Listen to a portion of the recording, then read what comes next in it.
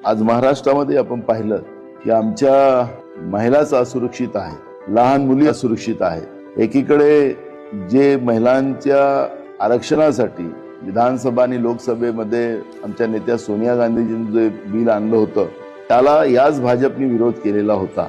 नरेंद्र मोदींच्या सरकारमध्ये तेच बिल आणून काँग्रेसने त्याला पाठिंबा दिला, एकमताने तो मंजूर झाला। पण अजूनही देशामध्ये आणि महाराष्ट्रामध्ये महिला सशक्तीकरणाची जी पावलं सरकारने उचलायला पाहिजे ती उचलली गेली नाही।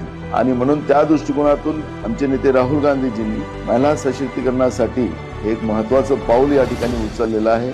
जो प्रयोग आम्ही 1 वर्षापूर्वी राहुलजींनी केलेला होता त्याला मोठ्या प्रमाणात महिलांचा, तरुणींचा प्रतिसाद त्या ठिकाणी मिळालेला आहे।